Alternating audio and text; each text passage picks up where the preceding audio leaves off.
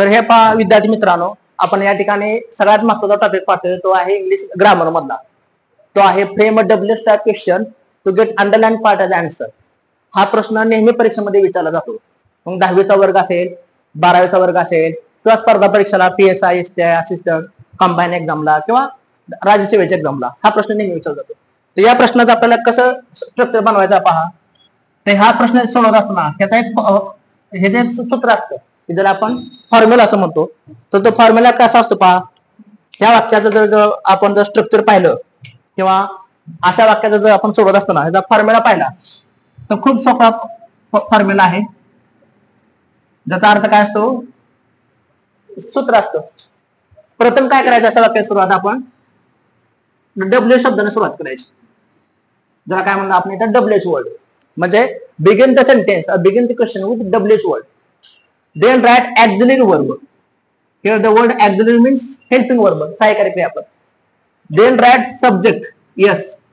Then write main verb, and then write remaining part of the sentence, rest. And then never forget question mark. And if there is no auxiliary verb, then you can substitute or you can take do, does or did. जर एखाद्या कामामध्ये जर सहाय्यकारी क्रियापद नसेल तर अशा वेळेस आपण काय करतो, का वर्तमान काय असेल तर डू घ्यायचं, क्रियापदाला येस किंवा एस प्रत्यय असेल तर डज घ्यायचं, क्रियापदाला भूतकाळ असेल तर डिड घ्यायचं. आणि हे जर टू डूचं रूप वापरलं तर मात्र मेन वर्ब आहे ते जसं तसं नाही लिहायचं. तर मेन वर्बचं काय करायचं, आपण इथं मूळ रूप लिहायचं, क्रियापदाचं पहिलं रूप लिहायचं. आता या ठिकाणी मला सांगा की डब्ल्यूएच वर्ड कुठले असतात किंवा तुम्हाला विचारले गेलेले प्रश्न कोणकोणते असतात. आता या ठिकाणी बघा, प्रश्नाची मी तुमच्या समोर लिस्ट देतो. तुम्ही आता मला सगळ्या प्रश्नाचा अर्थ मला सांगा. आता हूचा अर्थ तुम्हाला माहित आहे, व्हॉटचा अर्थ माहित आहे, व्हेनचा सुद्धा अर्थ माहित आहे, वेअरचा अर्थ माहित आहे, how, how many, how much, how long, how फार, अनेक असे शब्द आहेत. किंवा होम सारखा शब्द असेल, हू, फूड सारखा शब्द असेल, विच वगैरे असेल, हे सगळे शब्द तुम्हाला माहित आहेत. आता या शब्दामध्ये फरक काय बघू आपण. हूचा अर्थ कोण, when you are asked what is the name of your father, or when you are asked who is your father, at that time you expected to give his name. But suppose when you are asked what is your father, then you are expected to tell his business, profession, occupation. What अर्थ काय, काय झालं असेल किंवा object असेल तर काय वापर. वेनचा अर्थ टाइम किंवा ज्याचं प्लेस सांगितलं असेल तर वेन वापरायचं. वेअरचा अर्थ प्लेस कोठे, आणि वेनचा अर्थ टाइम, ठीक आहे, म्हणजे वेळ सांगतो. हाऊचा अर्थ कसा, कसे, मॅनर. आता हाऊ मेनी आणि हाऊ मच दोन्ही शब्द सारखे वाटतात, पण काय फरक आहे. हाऊ मेनीचा अर्थ किती, संख्येमध्ये मोजता येणार आहे, आणि हाऊ मचचा अर्थ संख्येमध्ये मोजता न येणार आहे, हे काउंटेबल, अनकाउंटेबल. हाऊ लॉंगचा अर्थ किती काळ, आणि हाऊ फारचा अर्थ किती दूर. सगळ्या शब्दांचा अर्थ कळाला का बघा. हूचा अर्थ कोण आहे, व्हॉटचा अर्थ काय आहे, वेनचा अर्थ केव्हा, वेअरचा अर्थ कोठे, स्थळ असेल तर, ठिकाण. हाऊचा अर्थ कसा, कशी, हाऊ मेनीचा अर्थ किती, पण संख्येमध्ये मोजता येणार आहे. हाऊ मचचा अर्थ सुद्धा किती, पण हे मात्र संख्येमध्ये मोजता येत नाही. हाऊ लॉंगचा अर्थ किती काळ, आणि हाऊ फारचा अर्थ किती दूर. या ठिकाणी होमचा अर्थ आपण विचारतो बाबा कोणाला वगैरे असा, कोणाला, होम. हूचा अर्थ कोणाचे, चाचीचे. जर हिज, हर किंवा अपोस्ट्रोफी असेल तर कोणाचे वापरतो. आणि विचचा अर्थ कोणता, जर सिलेक्शन असेल किंवा चॉईस असेल तर आपण तिथे वापरतो कोणता, कोणते, कोणता. आता मला वाटतं हे स्ट्रक्चर मी तुमच्या समोर ठेवले. काय शब्द पण प्रश्न सुरुवात होणारे मी शब्द तुमच्या समोर दिले. आता पहिले एक एक्झाम्पल मी तुम्हाला समजून सांगणार, ते तुम्ही एक्झाम्पल समजून घ्या आणि बाकीचे अशा प्रकारचे एक्झाम्पल सॉल्व्ह करायचा प्रयत्न करा. आता फॉर एक्झाम्पल असं एक्झाम्पल तुमच्या समोर ठेवलेलं आहे. फॉर एक्झाम्पल,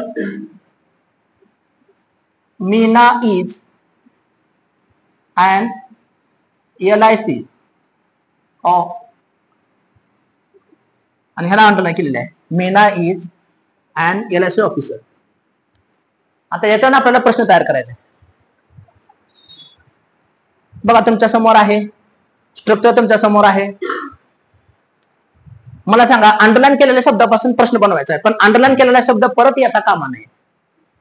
अंडरलाईन केलेला जो शब्द, आपण एखाद्या दुकानात गेलो आणि दुकानदाराला आपण पैसे दिले, तर दुकानदाराने आपल्याला एखादं कापड दिलं, तर कापड घेतो आणि पैसे देतो का आपण असं करतो, कापड पण घेतो आणि पैसे पण घेतो. तसं अंडरलाईन केलेल्या शब्दासाठी ह्यातला कुठला शब्द येईल बघा. इथे मीनाची माहिती सांगितली. मीना कोण आहे? LIC ऑफिसर आहे. मग मीना कोण आहे तर मीनाची माहिती दिलेली आहे. जर मीनाला अंडरलाईन असती तर सुरुवात कशाने केली असते आपण? कोण. पण अंडरलाईन कोणाला आहे? मीनाचं काय आहे? प्रोफेशन सांगितलं ते, बिझनेस, तुझं कर्तृत्व सांगितलं ते, म्हणून ते सुरुवात कशाने करायची? बघा कळते का सगळ्यांना? बघा सगळ्यांच्या लक्षात येते का? बघा जर त्या वाक्यामध्ये मीना हा शब्द आलेला आहे, म्हणून मीनाच्या ठिकाणी मीनाच काय सांगितलं आपल्याला इथं? तर इथं व्यवसाय सांगितलेला आहे. मग सुरुवात कशाने करणार तुम्ही या ठिकाणी? वाटणं सुरुवात करणार. व्हॉट इज मीन. सगळ्यांना समजलं का? लिहून घेतलं तर चालेल हे वाक्य. तर सेकंड एक्झाम्पल मात्र तुम्ही सोडवण्याचा प्रयत्न करा.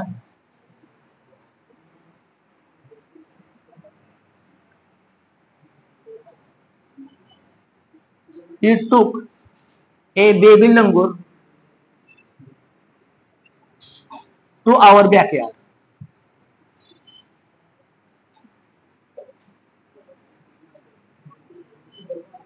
ह्याला अंडरलाईन केलेलं आहे. अंडरलाईन केल्यापासून काय करायचं आपल्याला? प्रश्न तयार करायचा आहे. ह्याला अंडरलाईन केलेलं आहे. ह्या अंडरलाईन केलेल्या शब्दापासून आपल्याला प्रश्न तयार करतो. He took a baby langur to our backyard. Step by step सांगण्याचा प्रयत्न करा मला. आरसा तुमच्या समोरच आहे पहा. आरशात पाहून वाक्य बरोबर मला सांगण्याचा प्रयत्न करा.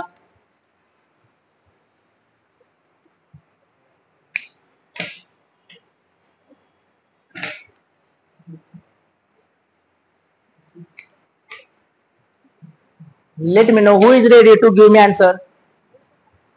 Who is smart one? बघा तुमच्यापैकी कोण चुनचुनीत आहे पाहूया.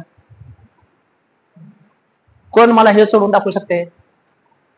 ठीक आहे, हे पण एक्झाम्पल मी तुम्हाला समजून सांगतो. मला सांगा अंडरलाईन केलेला शब्द काय हो?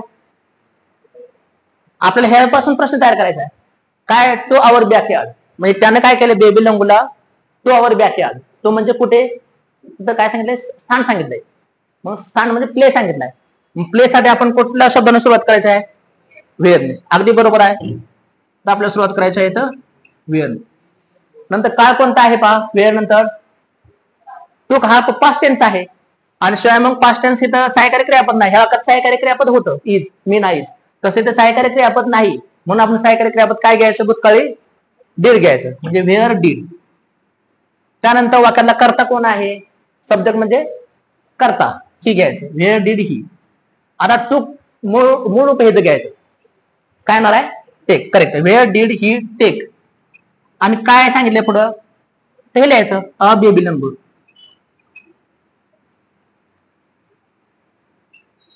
Question mark.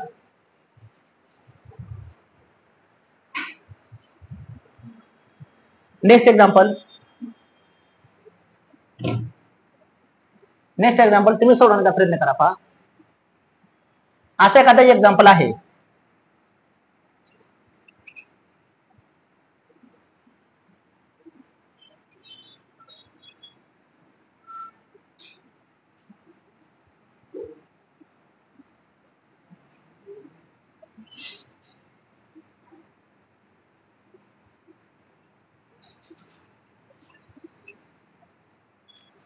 खूप छान एक्झाम्पल आहे पहा. I am from Mhaswad. Mhaswad is situated on the bank of the Manganga river. मग अंडरलाईन कशाने केलेलं आहे? On the bank of the Manganga river. Mhaswad शहर हे मानगंगा नदीच्या किनारी वसलेले आहे. त्यातून आपल्याला तयार करायचा. बघूया तुमच्यापैकी कोण मला हे एक्झाम्पल सांगू शकते किंवा सोडून देण्याचा प्रयत्न करू शकते? हु is smart one?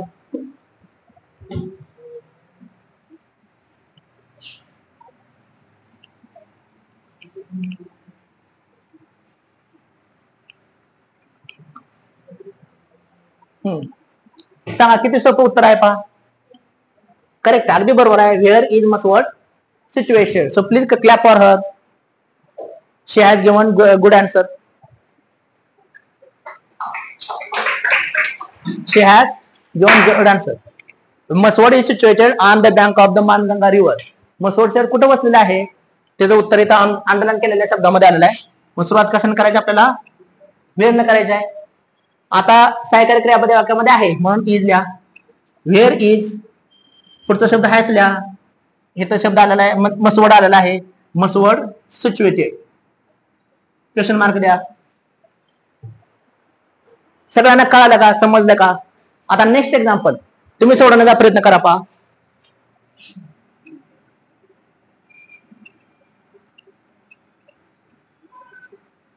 Tungabhadra dam is famous.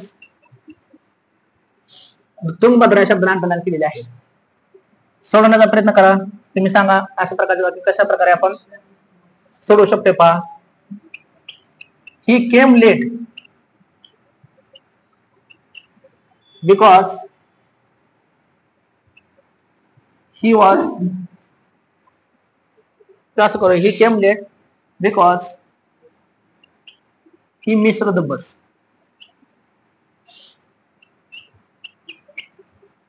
Because he missed the bus. He came late because he missed the bus. The police caught a thief in the market.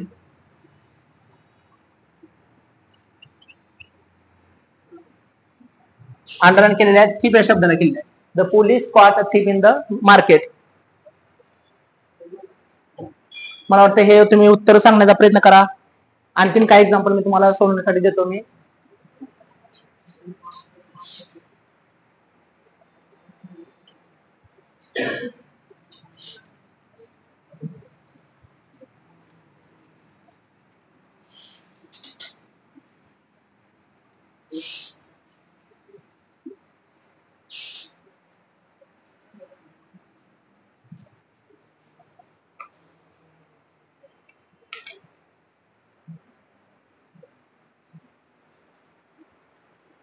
सांगता उत्तराचं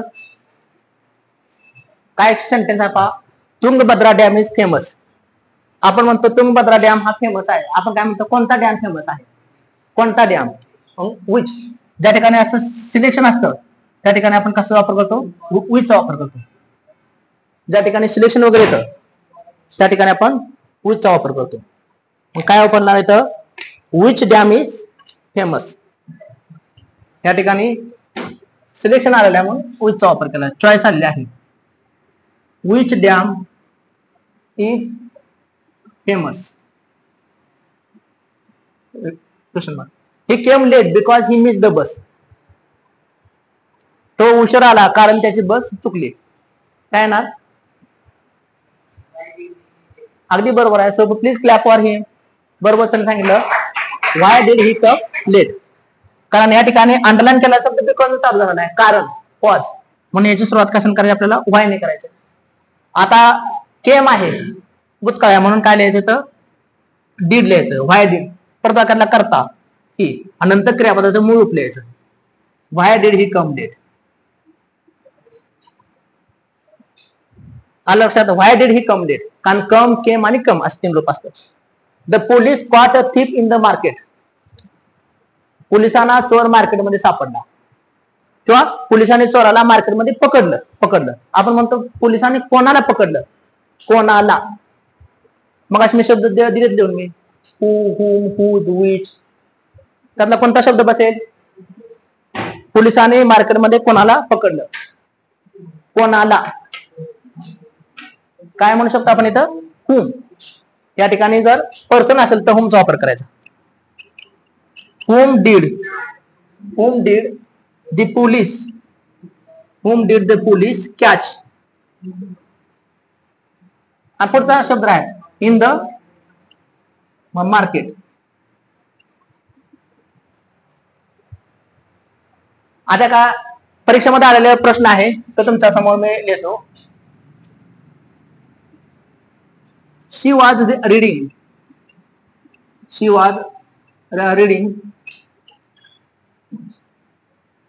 Charles Dickens novel. Charles Dickens. She was reading Charles Dickens novel.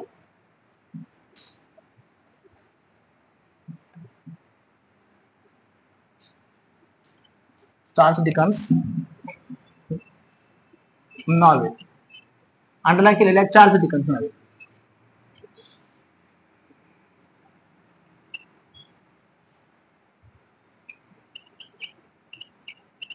The burglars made a wall or made a big hole in the wall. आता हे जे example तुम्ही समजून घेतले तर हे सुद्धा एक्झाम्पल तुम्ही अशा प्रकारे सोडू शकताय पहा. The burglars made a big hole in the wall, or the burglars made a big hole in the wall, or burglars made a big hole in the wall.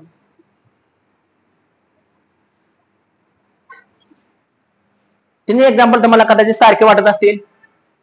तीन एक्झाम्पल मध्ये काय फरक आहे बघा.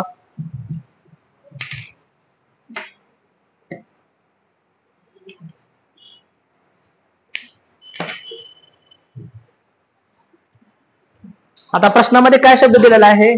शी was reading Charles Dickens novel. ती कोणाची novel वाचत होती. चार्ल्स डिकन्सची. आपण म्हणतो कोणाची, कोणाचा, हुज. अगदी बरोबर आहे. या प्रश्नाचं उत्तर आपण क्वेश्चन आहे ह्याचा क्वेश्चन हुज ने चालू होईल. म्हणजे हुज नॉवेल.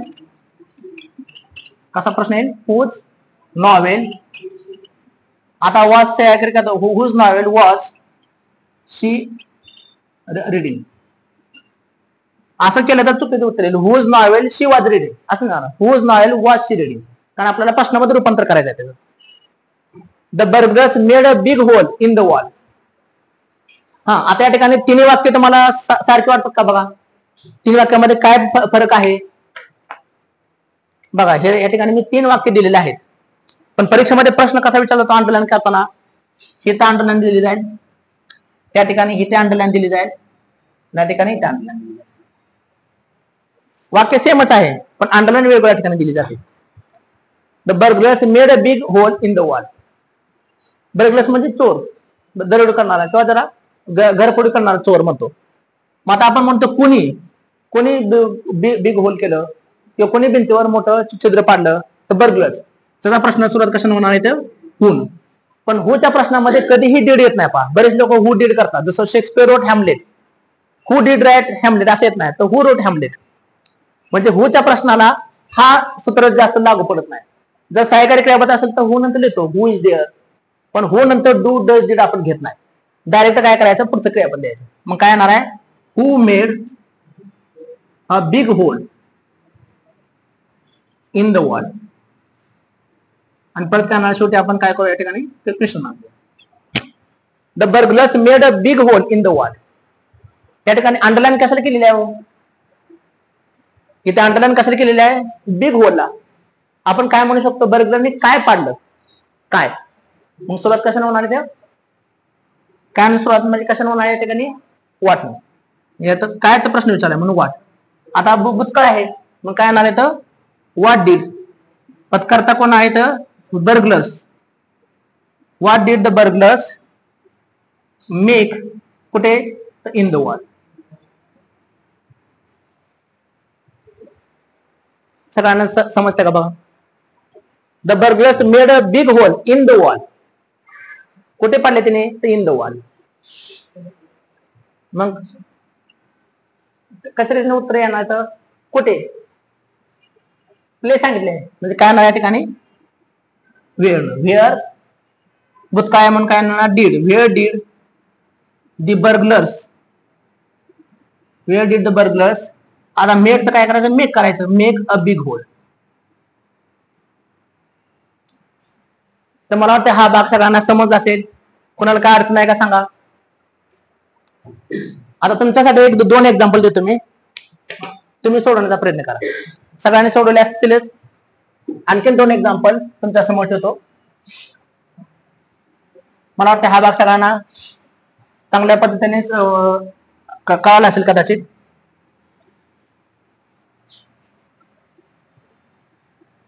काय अवघड नाही याच्यामध्ये, फक्त आपल्याला अंडरलाईन केलेले शब्द काय आहे ते पाहायचं. आपण अंडरलाईन केलेल्या शब्दातून काय व्यक्त होत आहे. समजा असं एक्झाम्पल आहे, कुठलं एखादं एक्झाम्पल असतं, पण तुम्ही जर व्यवस्थितपणे ते एक्झाम्पल पाहिलं तर तुम्हाला ते कळू शकतं. पहा, in the 18th century,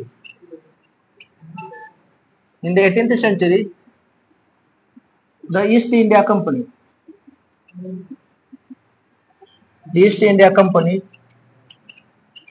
established the postal system.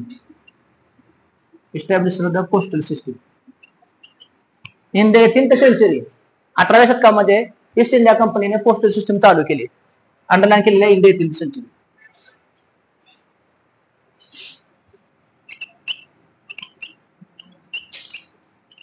Nelson Mandela lived in a jail for 27 years. Underline. Nelson Mandela lived in a jail for 27 years.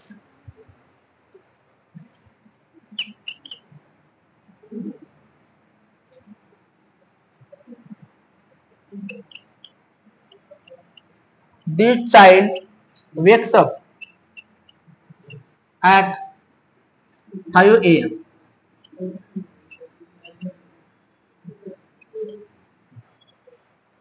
ठीक आहे, हे तुम्ही एक्झाम्पल सोडू शकताय. तर मला वाटतं एवढा सोपा प्रकार आहे, तुम्हाला एवढा प्रकार समजलेला आहे. सांगा, कोण सांगू शकते बा. In the 18th century east India company establish the postal system. 18व्या शतकामध्ये ईस्ट इंडिया कंपनीने पोस्टल सिस्टम चालू केली. काय प्रश्न सुरुवात करणार. अगदी बरोबर सांगितले त्याने पहा. So again give him big hand. When did, correct, बरोबर सांगितलं त्यानं. व्हेन डीड, कारण या ठिकाणी इन द 18th century म्हटले, 18व्या शतकामध्ये. मग ती सुरुवात कशाने करूया आपण, इथं व्हेन न करूया. व्हेन, आता इस्टॅब्लिश आहे म्हणून did. When did the East India Company, East India Company काय म्हणून आपण इथं इस्टॅब्लिश. दी पुढचं आहे झालं पोस्टल सिस्टीम, आणि शेवटी काय करावं, प्रश्नचिन्ह द्या. हा पर्याय असू शकतो, स्पर्धा परीक्षेला नेहमी असं पर्याय असतात तुम्हाला. Nelson Mandela lived in a jail for 27 years. पर्याय झाला होता हाऊ मेनी इयर्स. पण हाऊ मेनी इयर्स घेऊन चालेल का. अंडरलाईन ह्याला पण केलेलं आहे, इयर्सचं पण अंडरलाईन केलेलं आहे. नुसतं अंडरलाईन 27 ला असते तर मग हाऊ मेनी इयर्स म्हटलं असतं. पूर्ण वाक्याला अंडरलाईन केलेलं आहे. म्हणून अशा ठिकाणी काय शब्द घ्यायचा, किती काळ. How long. हाऊ लॉंग, भूतकाळ समोर काय लिहिणार तुम्ही, डीड लिहा. हाऊ लॉंग डीड, पुढचा शब्द हाच लिहा, नेल्सन मंडेला. आता लिव्हडचं काय करणार तुम्ही इथं, live in a jail, question mark. आणि last example, this child wakes up at 5 AM. हे मूल 5 वाजता उठतं. आता या ठिकाणी त्याचा आपल्याला प्रश्न तयार करायचा आहे. क्वेश्चन कोणत्या प्रकारे तयार करूया सांगा. Who is able to solve this example on the board here. Let me know who is able to solve this example on this board. Yes, ठीक आहे, मी याचं उत्तर सांगतो. सांगा, अंडरलाईन कुठल्या शब्दाला केलेले आहे, 5 AM. 5 AM काय सांगते, टाइम सांगते. मग टाइम सांगण्यासाठी आपल्याला कशाने सुरुवात करायची आहे, पेन. आता वेक्स आहे, क्रियापदाला एस किंवा एस प्रत्यय, म्हणजे कोणता काळ आहे, साधा वर्तमान काळ आहे, प्रेझेंट टेन्स आहे. आणि याच प्रत्यय असल्यामुळे काय लिहायचं आपल्याला इथं डज लिहायचं. व्हेन डज काय सब्जेक्ट आहे this child. When does this child. आता वेगचं मात्र काय करायचं वेग करायचं. वेग करायचं. तर एवढा सोपा पाठ होता, मला वाटते सगळ्यांना समजलं असेल. Thank you very much.